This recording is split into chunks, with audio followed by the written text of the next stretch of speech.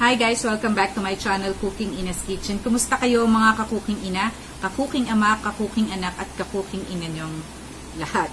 So right now, I'm home. It's a lazy Sunday afternoon and I'm taking this chance to do a lot of productive activities. I just finished doing my tarot reading and with my fairy cards. So ayan, this is not a regular thing. I would like to really do this on a regular schedule, but right now kasi it demands a lot of time, kaya susundot-sundutan ko lang. And this is one thing na I really wanted to do in the future. I will practice reading to you some of the articles that I really love, and then soon siguro I would be able to do a podcast. Yan ang aking isang goal for this year for my YouTube channel, to do and create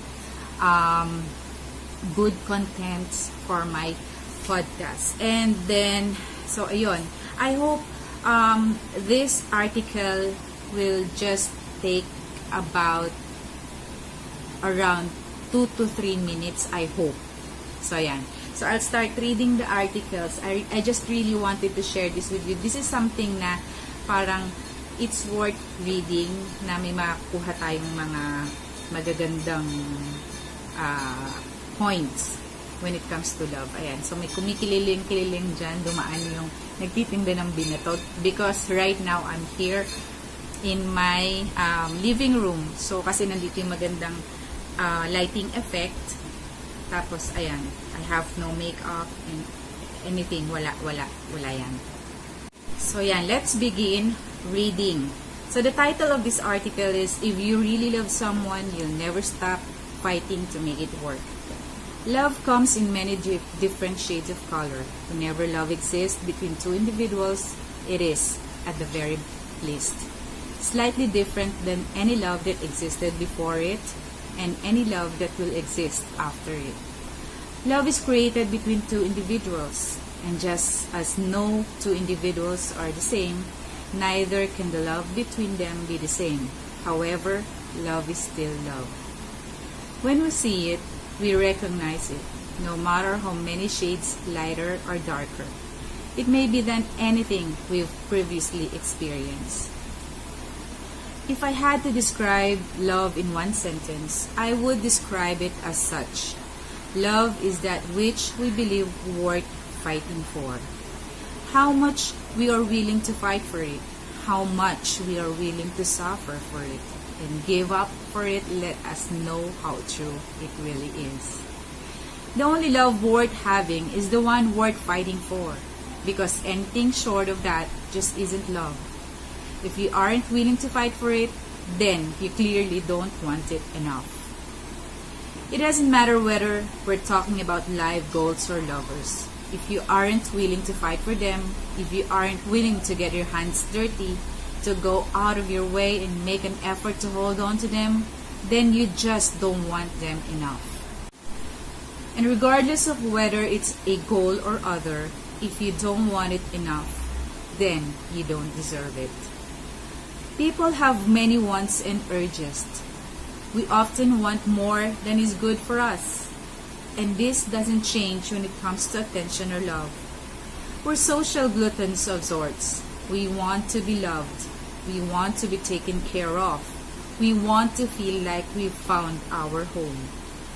Which is great, except all those things we want to do little more than build us a wider comfort zone. No one, and I mean no one, lives a happy life entirely inside his or her comfort zone. Finding someone worth fighting for drags you out of that zone and into a more eventful life. The question is, do you love this person enough to step out of your comfort zone and into the ring to fight for him or her? If you never feel you need to fight for it, then you're likely to get bored with it. One of the main reasons a love worth fighting for is the only love worth having is it's the only sort of relationship that will keep our attention for long enough. I know this may sound a bit exhausting, but unfortunately it's true. People get bored with things and individuals who don't require somewhat regular attention. Of course, too much attention or too much fighting issues tires us and makes us feel like the relationship is too much work. But a relationship that requires no energy is a dead relationship. It's not just about finding a love worth fighting for, it's about finding a love we need to fight for. Now, there's the part that most people overlook entirely. Every single loving relationship necessarily must be fought for. It's the nature of relationships. All relationships, at the very least, take work.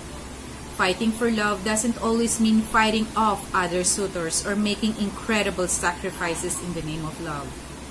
Often, it's simply making sure to make that extra effort week in and week out for the rest of our lives together. It's not a glorious battle, but it is one fought over a lifetime. And as far as wars go, a lifetime is a long time. In life, it's only the things we believe worth fighting for that are important to us. Are you having trouble understanding yourself, your life? Are you uncertain as to what you ought to do, where you ought to go, whom you ought to be? You're not alone. Many an individual in this world seem to be lost or confused about his or her purpose in life. It's natural. Especially for those living comfortable lives in which survival isn't of the top of the priorities list, already feeling like it's a given. When life is good to us from the start, it can be difficult to find our place in it. It's not our fault. It's the way human beings were designed. We're survivalists who are so intelligent, many of us no longer fear the possibility of not meeting our most basic needs. The problem with this is because we never have to fight for anything. We never understand what is worth fighting for. This is often why losing something or someone, or fighting off that loss shows us that thing or person means to us. Fighting may be animalistic in nature, but we are animals after all.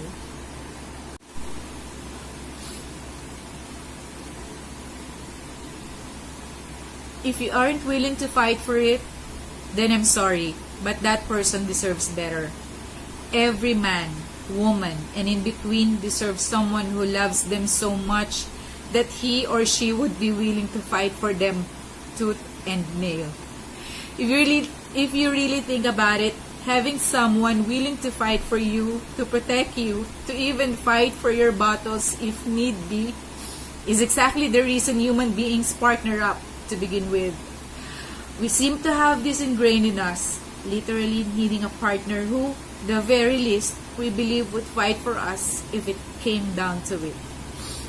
Not necessarily fight for us with fists, but fight for us with the decision they make, the way they plan our lives, the way they forgive and do all they can to keep the relationship together. Anything else feels like abandonment. Jumping ship when the waters get rough causes the entire relationship to drown. No one deserves to be abandoned, especially not at a time of need. If you aren't willing to fight for the love the two of you share, then she deserves better. He deserves better. You deserve to be better. I'm sorry kung medyo nadala ako ng emosyon ko nung pagkakabasa ko dito, but it really touches me when the very first time I read about this article, and I just have this need to share it with you, really. So that's about it, guys, for today's vlog. I hope you enjoy, and if you really like this kind of content na may sinishare ako sa inyo about life, love, relationship, family, career, anything that you need or you want to know, just comment down below on the description box. Okay? Thank you very much. Until my next video, guys. Bye!